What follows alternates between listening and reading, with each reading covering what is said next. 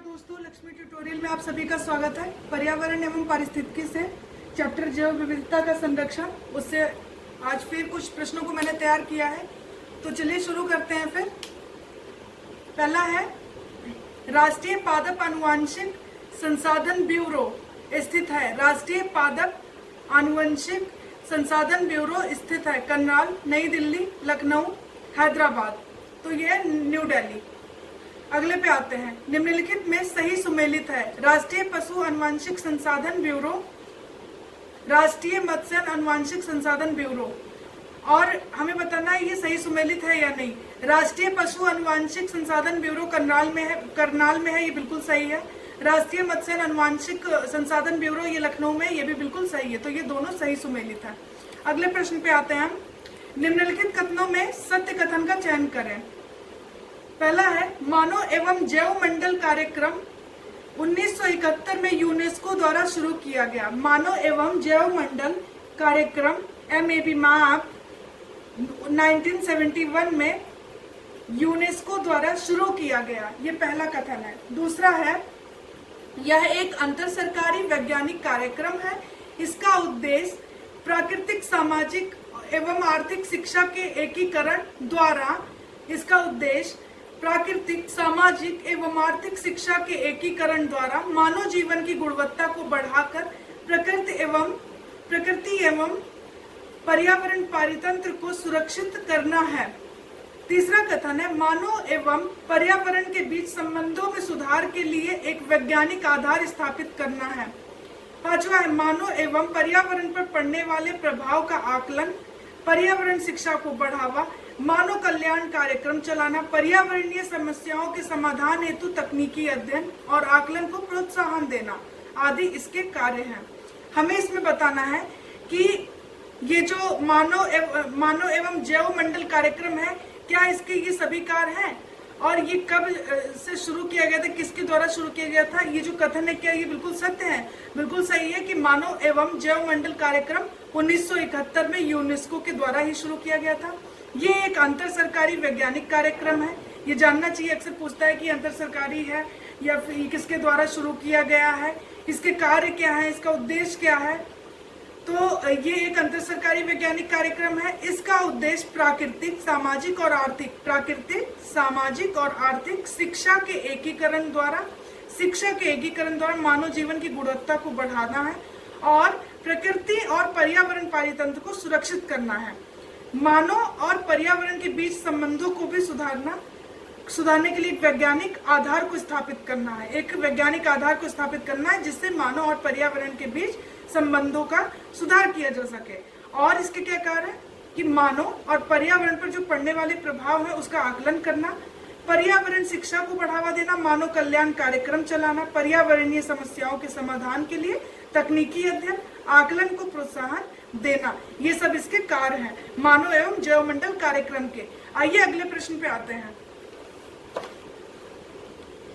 स्वस्थाने in situ संरक्षण के अंतर्गत शामिल है। मैंने आपको इससे पहले जो मैंने वीडियो डाला था पर्यावरण पारिस्थितिकी के, तो उसमें यही चैप्टर था सेम कि जैव विविधता का संरक्षण। उसमें मैंने आपको बताया था कि इन सीटू और एक्स सीटू, इनमें डिफरेंस क्या है, इसके अंतर्गत कौन से शामिल होते हैं, कौन सी विधियां शामिल होती हैं।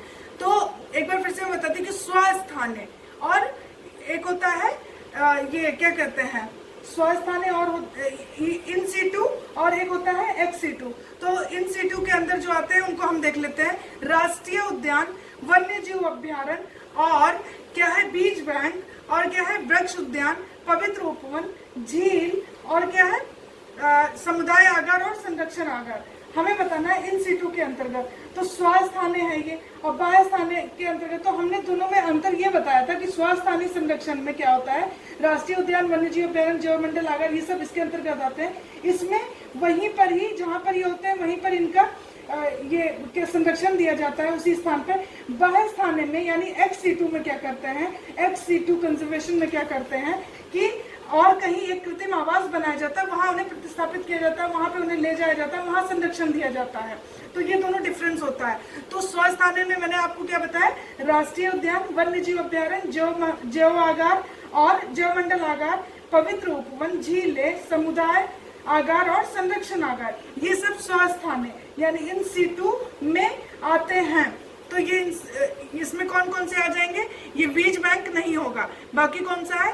राष्ट्रीय उद्यान बिल्कुल सही है, वन्य जीव अभ्यारण्य ये भी बिल्कुल सही है, पवित्र उपवन एवं जिले ये भी सही है, समुदाय आगार और संरक्षण आगार। तो पहला, दूसरा, पांचवा, छठा। जबकि बीज बैंक और वृक्ष उद्यान ये दोनों किसके अंतर्गत आते हैं? एक्स-C2 के अंतर्गत आते हैं, बाह्य स्थान के अंतर्गत आते हैं। तो इसमें से पहला, दूसरा, पांचवा और छठा ही सही है। चलिए अगले प्रश्न पे आते हैं। निम्नलिखित कथनों पर विचार करें और सत्य कथन का चयन करें। पहला है, भारत में विश्व की 8% से अधिक जैव विविधता पाई जाती है। ये कह रहा है कि भारत में जो जैव विविधता है, बायोडाइवर्सिटी है, वो पूरे विश्व की उसकी 8% से अधिक यहाँ पे पाई जाती है। यहाँ कुल 4 हॉटस्पॉट क्षेत्र हैं और भारत में कितने हॉटस्पॉट क्षेत्र हैं? वो कुल 4 हैं, जिनमें 2 हॉटस्पॉट क्षेत्रों को विश्व के अत्यधिक तप्त हॉटस्पॉट क्षेत्रों में रखा जाता है। तो ये पहला कथन है। दूसरा है, सुंडालैंड को वर्ष 2013 में यूनाइटेड नेशन यानी संयुक्त राष्ट्र ने हॉटस्पॉट क्षेत्र घोषित किया। इसके अंतर्गत निकोबार द्वीप, ट्रिनिकेट सहित नानकाउरी द्वीप समूह भी आता है। तो सुंडालैंड को कब घोषित किया गया था? यूनाइटेड नेशन द्वारा 2013 में। और इसके अंतर्गत कौन से आते हैं सुंडालैंड के? निकोबार द्वीप, ट्रिनिकेट सहित और नानकाउरी द्वीप, ये नानकाउरी द्वीप समूह ये इसके अंतर्गत आते हैं। और भारत में कुल कितने हैं? 4 हॉटस्पॉट क्षेत्र हैं, जिनमें से 2 विश्व के अत्यधिक तप्त हॉटस्पॉट क्षेत्रों में रखे जा सकते हैं। भारत में विश्व की 8% से अधिक जैव विविधता पाई जाती है और ये दोनों कथन बिल्कुल सही हैं। आइए अगले प्रश्न पे चलते हैं हम।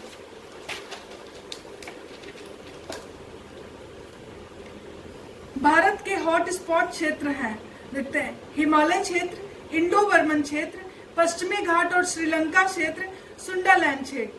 ये सभी, ये जो 4 मैंने बताया कि भारत में जो 4 हॉटस्पॉट क्षेत्र हैं, यही 4 हैं, हिमालय क्षेत्र, इंडो बर्मन क्षेत्र, पश्चिमी घाट और श्रीलंका क्षेत्र और सुंडालैंड क्षेत्र। ये भारत के 4 हॉटस्पॉट क्षेत्र हैं और ये बिल्कुल सही है। आइए अगले प्रश्न पे आते हैं। होप स्पॉट से आप क्या समझते हैं? ये पहले हम क्या बात कर रहे थे? Hot spot. अभी हम बात कर रहे हैं होप स्पॉट। ये क्या होता है देखते हैं, चलिए। यह सागर का वह क्षेत्र जहां महत्वपूर्ण समुद्री वनस्पति और जीवों हेतु पानी के नीचे इनकी विशेष सुरक्षा की आवश्यकता होती है। ये सागर का वो क्षेत्र होता है, ये बोल रहा है, जहाँ पे बहुत ही महत्वपूर्ण समुद्री वनस्पति और जीवों के लिए पानी के नीचे इनकी विशेष सुरक्षा की आवश्यकता होती है। तो ये पहला कथन है। दूसरा है, इस अवधारणा का प्रतिपादन वर्ष 2009 में मिशन ब्लू के तहत प्रसिद्ध समुद्री वैज्ञानिक डॉक्टर साल्विया अर्ल प्रकृति संरक्षण के लिए IUCN के साथ मिलकर किया गया। तो ये जो अवधारणा थी, ये जो पहल की गई, ये किसके द्वारा की गई? मिशन ब्लू के तहत। इसमें जो डॉक्टर साल्विया अर्ल है, इन्होंने प्रकृति के संरक्षण के लिए IUCN के साथ मिलकर किया था और ये दोनों ही कथन बिल्कुल सही है। ये होप स्पॉट से संबंध दोनों ही कथन जो है वो बिल्कुल सत्य है कि ये सागर का वह क्षेत्र होता है जहाँ पे महत्वपूर्ण समुद्री वनस्पति और जीव होते हैं, उनके पानी के नीचे इनकी विशेष सुरक्षा की आवश्यकता होती है। और इसका प्रतिपादन कब हुआ? 2009 में मिशन ब्लू के तहत जो समुद्री वैज्ञानिक है साल्विया, उन्होंने क्या किया? IUCN के साथ मिलकर इसका प्रतिपादन किया और वर्ष 2009 में। तो ये दोनों ही कथन बिल्कुल सत्य हैं। वर्तमान में 76 होप स्पॉट हैं और 2016 में 14 नए जोड़े गए थे और अभी 2016 में 14 नए होप स्पॉट जोड़े गए थे, शामिल किए गए थे और अभी वर्तमान में 76 होप स्पॉट हैं टोटल। चलिए अगले पे आते हैं। निम्नलिखित पर विचार करें और सत्य कथन का चयन करें।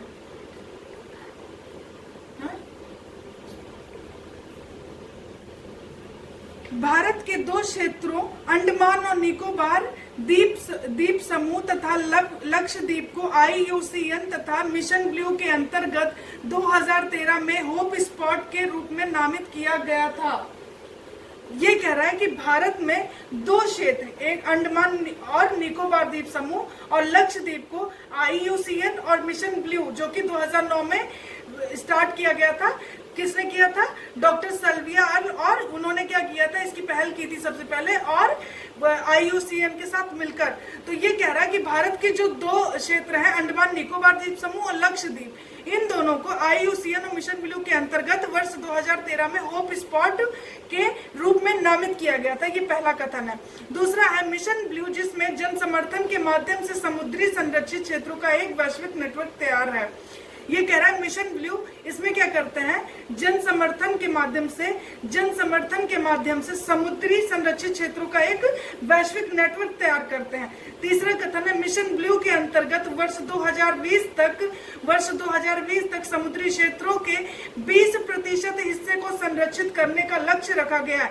मिशन ब्लू के अंतर्गत क्या रखा गया है, वर्ष 2020 यानी जो अभी चल रहा है वर्ष 2020 तक क्या करेगा, जो समुद्री क्षेत्र है वहां पर 20% हिस्से को संरक्षित करने का लक्ष्य रखा गया है। चौथा है होप स्पॉट केवल ऐसे क्षेत्रों को चिन्हित कर संरक्षण किया जाता है जो पहले से ही संरक्षित होते हैं। ये जो कह रहा है केवल, ऐसा बिल्कुल भी नहीं है केवल उन्हीं क्षेत्रों को जो पहले से ही संरक्षित हो, इनमें नए क्षेत्रों को भी किया जाता है।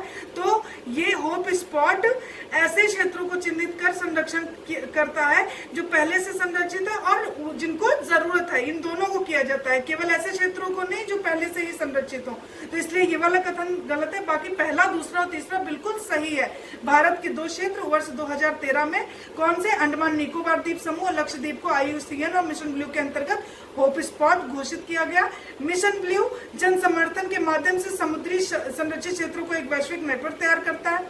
मिशन ब्लू के अंतर्गत 2020 तक समुद्री क्षेत्रों में 20% हिस्से को संरक्षित करने का लक्ष्य रखा गया। और होप स्पॉट करता क्या है कि ऐसे क्षेत्र को चिन्हित कर संरक्षित करता है जो पहले से संरक्षित हो और जिन्हें संरक्षण की जरूरत होती है।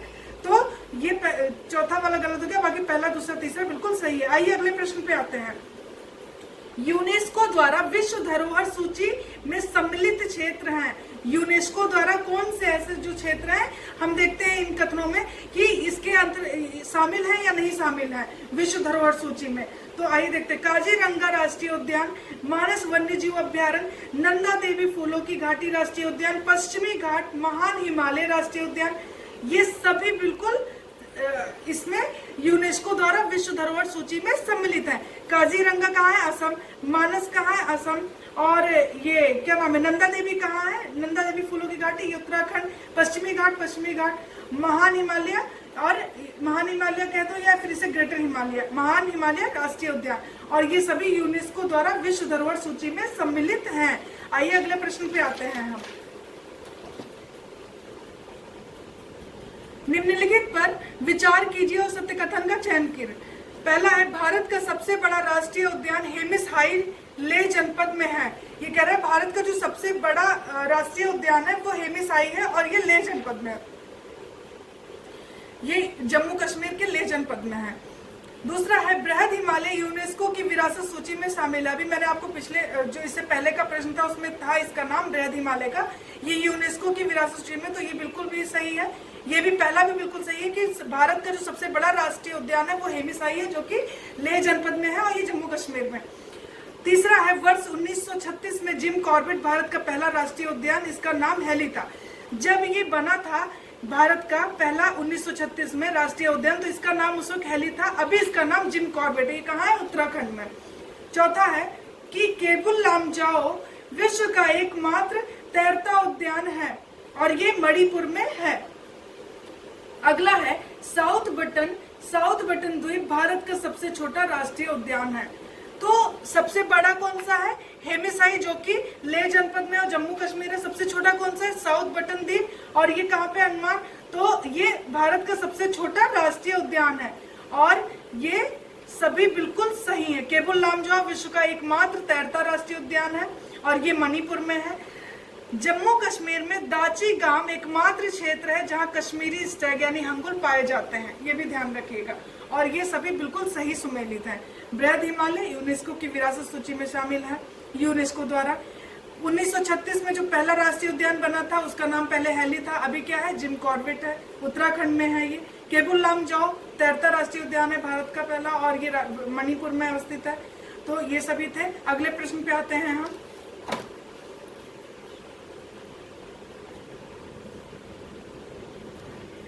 निम्नलिखित को सही सुमेलित, हाँ देखना हमें इसमें से सही सुमेलित कौन सा है। ये वन्य जीव अभ्यारण्य है और ये राज्य दिए गए। हमें बताना है कि ये जो वन्य जीव अभ्यारण्य है क्या वहीं पर है जिस राज्य का नाम दिया गया सही सुमेलित है। आइए देखते हैं। तोपचंची नागालैंड, चिंचोली अरुणाचल, वायनाड राजस्थान, नंदनकानन केरल, वन विहार उड़ीसा, पकवई कर्नाटक और फाकिम झारखंड। तो हमें इसमें से क्या करना है कि इन्हें इसको सुमेलित करना है। तो आइए करते हैं।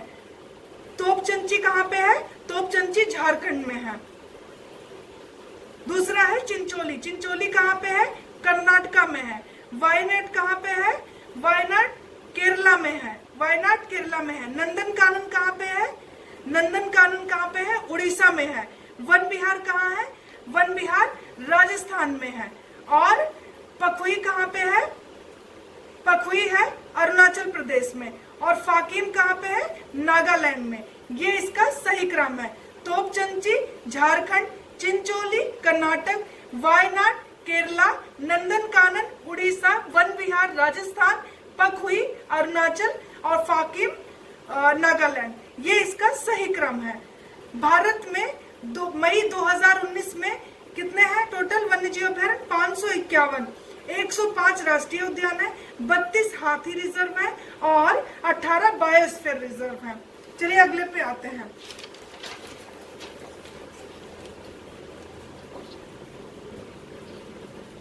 विश्व धरोहर स्थल के संदर्भ में निम्नलिखित कथनों पर विचार करें। पहला है, यूनेस्को द्वारा पहली बार 1972 में विश्व धरोहर स्थलों की सुरक्षा के लिए सम्मेलन की रूपरेखा तैयार की गई, जो कि वर्ष 1975 में कार्यान्वित हुई। ये कह रहा है यूनेस्को के द्वारा पहली बार विश्व धरोहर स्थलों की सुरक्षा के लिए सम्मेलन की रूपरेखा तैयार किया गया था और ये 1972 में। और ये कार्यान्वित कब हुआ? 1975 में। ये पहला है। और हमें विश्व धरोहर स्थल के संदर्भ में ये कथन है, हमें बताना है क्या सही है। दूसरा है, विश्व धरोहर स्थलों के निर्धारण की पहली सूची वर्ष 1978 में 1978 में प्रकाशित की गई, जिनके अंतर्गत धरोहर स्थलों के संरक्षण के लिए नियम निर्धारित किए गए। ये दूसरा है कि विश्व धरोहर स्थलों के निर्धारण की पहली सूची कब प्रकाशित हुई थी? 1978 में। और वो जो सूची थी उसमें धरोहर स्थलों के संरक्षण के लिए नियम निर्धारित किए गए थे। तीसरा कथन है, प्राकृतिक धरोहर स्थल जहां जैव विविधता की समृद्धि के साथ वैश्विक महत्व के जीव जंतु स्थान क्षेत्र और वनस्पति आदि पाए जाते हैं। प्राकृतिक धरोहर स्थल जहां पे जैव विविधता की समृद्धि के साथ साथ वैश्विक महत्व के जीव जंतु और स्थान क्षेत्र वनस्पति आदि पाए जाते हैं। अगला है, जहां पर पारिस्थितिक एवं जैविक प्रक्रियाओं के कारण जीव जंतुओं और वनस्पतियों का उद्भव हो रहा हो, इन क्षेत्रों को ये क्या करता है? उसमें विश्व धरोहर स्थलों में शामिल करता है। और ये बिल्कुल सभी कथन बिल्कुल सही हैं कि यूनेस्को द्वारा पहली बार 1972 में इनकी सम्मेलन की रूपरेखा तैयार की गई विश्व धरोहर स्थलों की। और ये कार्यान्वित कब हुई? 1975 में। पहली सूची जो प्रकाशित की गई इनकी 1978 में, उसमें जो इनके संरक्षण के लिए नियम थे वो निर्धारित किए गए। और इसमें किनको शामिल किया जाता है? प्राकृतिक धरोहर स्थल जहाँ पर जैव विविधता समृद्धि के साथ वैश्विक महत्व और जीव जंतु स्थान वनस्पति आदि पाए जाते हो, और जहाँ पारिस्थितिकी और जैविक प्रक्रियाओं के कारण जीव जंतुओं और वनस्पतियों का उद्भव हो रहा हो, उन जगहों को ये इसमें शामिल कर सकता है। तो ये सभी कथन बिल्कुल सही सुमेलित हैं। अगला है, भारत में लुप्त हो रहे महत्वपूर्ण जीवों की प्रजातियों को बचाने के लिए वर्ष 1973 में जीव संरक्षण के प्रयास शुरू किए गए। ये कह रहा है कि भारत में जो लुप्त हो रहे थे महत्वपूर्ण जीव जो थे उनकी प्रजातियों को बचाने के लिए 1973 में जीव संरक्षण के प्रयास को शुरू किया गया। तो प्रयासों को कब शुरू किया गया? 1973 में भारत में। दूसरा कथन है, इसके अंतर्गत तेजी से लुप्त हो रही प्रजातियों के लिए संरक्षित क्षेत्र बनाकर उनका संरक्षण किया जा रहा है। और इसके अंतर्गत जीव संरक्षण के अंतर्गत क्या किया जाता है कि उन प्रजातियों के लिए संरक्षित क्षेत्र बनाकर उन्हें संरक्षण प्रदान किया जाता है। तीसरा है, संरक्षण प्रयास के अंतर्गत भारत में टाइगर रिजर्व, एलिफेंट रिजर्व क्षेत्रों की स्थापना कर उनकी संख्या में वृद्धि को सुनिश्चित किया जा रहा है। और इसी के अंतर्गत टाइगर रिजर्व, एलिफेंट रिजर्व क्षेत्रों की स्थापना हो रही है और उससे उनकी संख्या में वृद्धि करने को भी सुनिश्चित किया जा रहा है। अगला है, बाघों की संख्या में तेजी से गिरावट के कारण ही भारतीय वन्य जीव अधिनियम 1972 द्वारा इसके संरक्षण के लिए कार्यक्रम शुरू किए गए और प्रोजेक्ट टाइगर के अंतर्गत टाइगर रिजर्व की स्थापना भी की गई। और ये सभी कथन बिल्कुल सही हैं। हमें इसमें से सत्य कथन का चयन करना था। ये सभी कथन बिल्कुल सही हैं। दोस्तों आज के लिए इतना ही। अगर आपको वीडियो अच्छा लगता है तो प्लीज लाइक और सब्सक्राइब करिए। Thank you so much.